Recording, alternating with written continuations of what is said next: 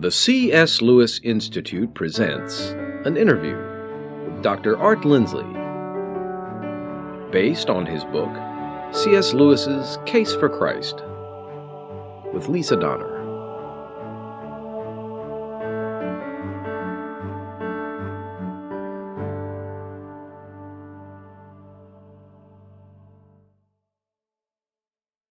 Today we discuss chapters 3 and 4, Chronological Snobbery and the Problem of Evil. Art, I mentioned chronological snobbery at a party the other evening, and the man looked at me like I had two heads.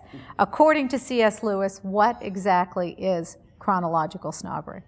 Well, it was a problem initially for him in coming to believe in Christ.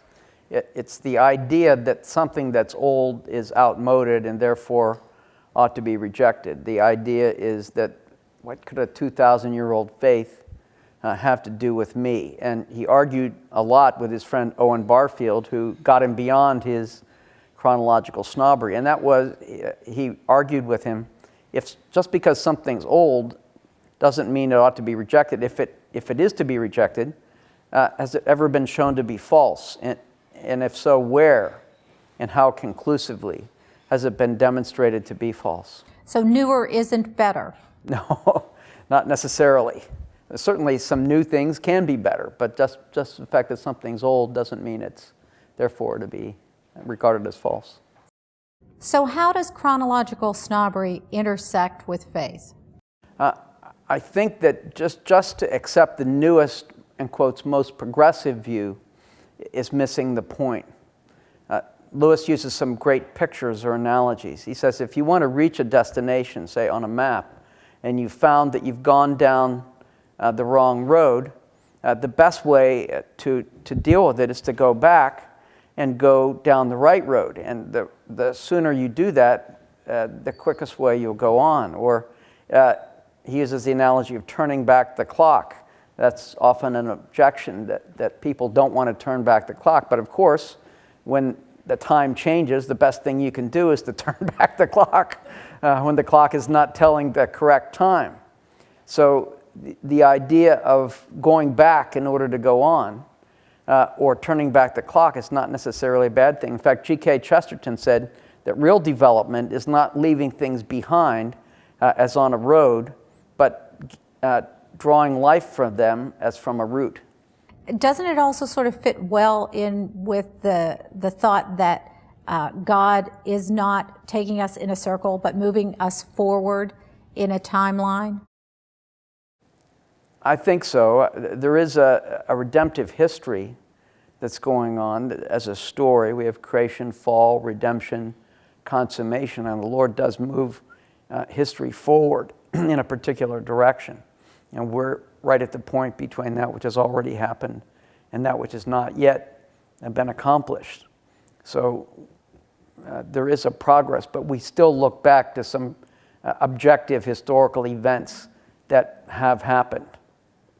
You talk about the temptation to novelty in your book. What do you mean by that, and why is man so inclined towards it?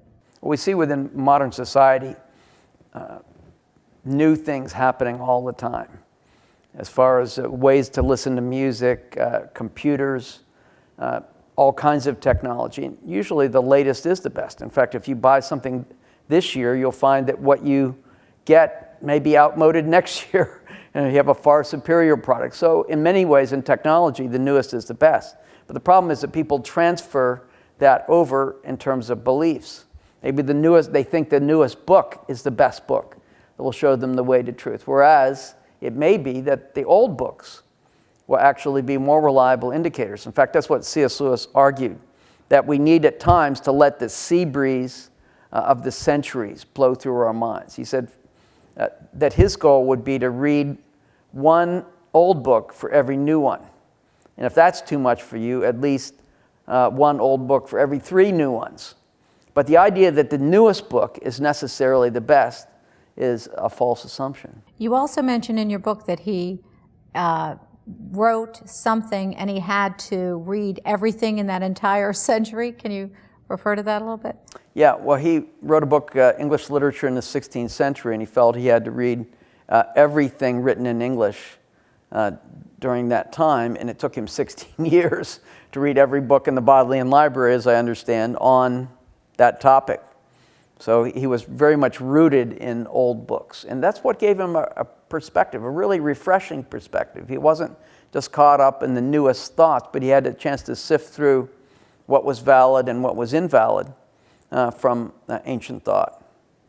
Of course, most of us know that the 20th century was the bloodiest known to mankind, and C.S. Lewis certainly intuitively knew that, and by his own experience, he lived through World War I, he lived through World War II, so he understood the problem of evil. He understood that evil really exists. Perhaps the greatest stumbling block to faith for most people really is this problem of evil. I know that it was for me.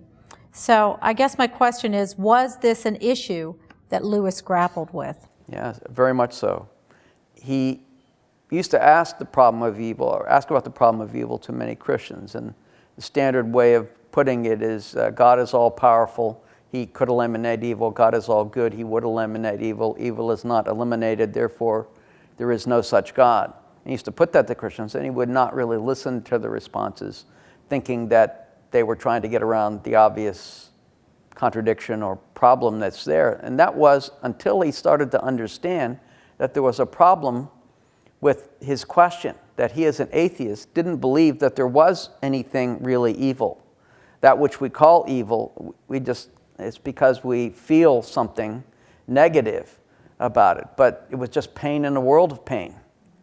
It wasn't anything really objectively evil or good. And so if his question was to have meaning or force, there must be real evil. But if there's real evil, you must have a point that's not just within this world. You might have what Sartre and Francis Schaeffer emphasize as an infinite reference point by which you can judge something to be evil or good for that matter. You have to have a standard to be able to distinguish it. And that standard is most easily grounded in a belief in God, so that in a sense there's an argument for God from the existence of evil, as well as a problem of evil that's present within Christianity. And so Lewis said his idea of evil must either just be his own personal feeling, but then his strong argument went away, or was real, but in that case he needed a sufficient standard to be able to judge it to be so.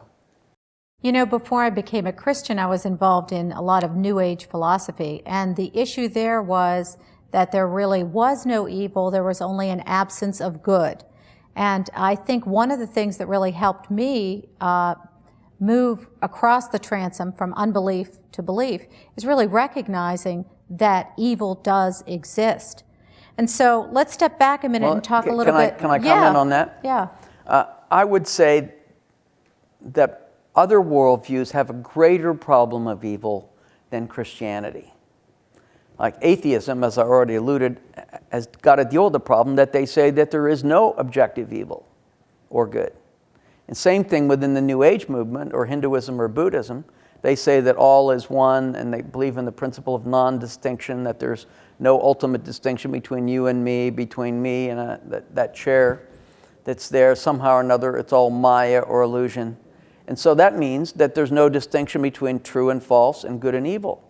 But of course, if that's the case, then that's a real problem. You have no basis within the worldview at all to say that there is anything evil. Yet you look out at the world around you. G.K. Chesterton said, people have given up on the idea of original sin when it's the only doctrine of Christianity that can be empirically proven. All you have to do is open your eyes and read the newspaper or look at TV, read history to see that. It's one of the great stumbling blocks of these other worldviews. So that ought to be a question that believers can ask to non-believers. You object to the problem of evil, but on what basis can you say there is any such thing? Either from a materialist point of view, the all is matter view, the atheist view, or the pantheist all is one view. All right, let's step back a little and talk a second about some of these different worldviews. We've got Buddhism, Hinduism, Muslims, Judaism, and Christianity. How do some of these different religions deal with the problem of evil? I'd say there are three basic worldviews. One is all is matter, which is the materialist, atheist, postmodern worldview, and then You have the second one, all is spirit, which is the Hindu, Buddhist, neo-pagan, New Age worldview that all is one and there's no such thing really ultimately as evil. And then you have the theist worldview, that Christianity, Judaism, and Islam. And the interesting thing is when you look at it, that these worldviews cannot all be true with respect to the problem of evil. If there is real evil in the world, and there's no basis on which these other worldviews can explain it, then atheism, postmodernism, Hinduism, Buddhism, and neo-paganism and New Age beliefs are all false.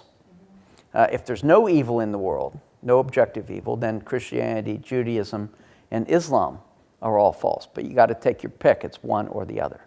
So how did Lewis essentially solve this problem of evil to his satisfaction? Give us a little insight to the thought process he had in overcoming this major stumbling block, not just for him, but for a lot of us. Well, he wrote 2 books on it, one earlier in his life and one towards the end of his life. One of them was Problem of Pain, where he dealt more with the intellectual problem of evil. And he dealt with 3 different ways that you can address it, very much the classical ways that you can address the problem of evil. One was free will, which is very much along the lines of the Christian defense, even from those who are Arminian or those who are Calvinists. For instance, in the Westminster Confession, it says, man by the freedom of his will sinned, and repeats that idea in a number of different places. And then the second area is natural law, that if we live in a universe that's governed by natural law, then there's a possibility of those things which are built in nature, like water, for instance, the laws that govern water. It can be a great place to swim or wakeboard or drink, but it can also drown or cause a tsunami.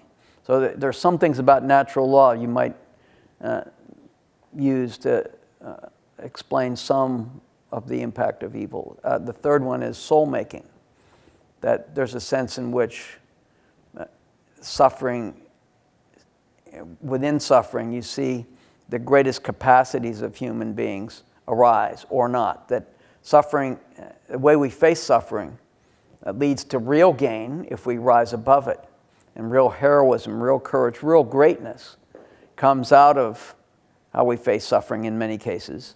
But then also suffering can crush people, can lead to real loss. And how we face this idea of suffering is the idea of soul-making. That doesn't explain, these don't explain all of the different instances. It may not totally satisfy us in all those respects, but those are 3 of the main areas that he uses in Problem of Pain. But then later on, he dealt with a different aspect of the problem of evil when his wife, Joy, died of cancer.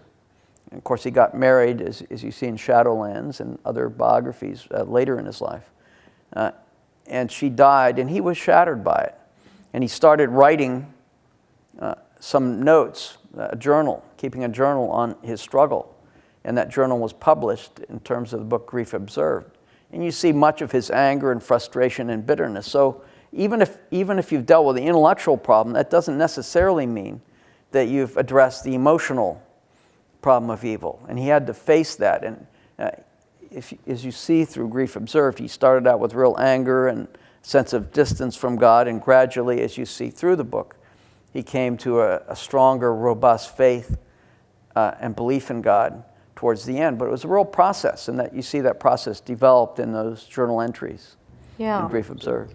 It's almost like the process of sanctification throughout the life of a Christian. And part of us, I think, when we come to faith, we think to ourselves, now everything's going to go well. And we want everything to kind of fall into place. And when God doesn't turn out to be Santa Claus, then we run into trouble. Yeah. So that even if we do have an intellectual answer, that doesn't mean we will necessarily be prepared for the sorrows, difficulties, and pains and problems of life. Chronological Snobbery and the Problem of Evil. Fascinating. Thank you.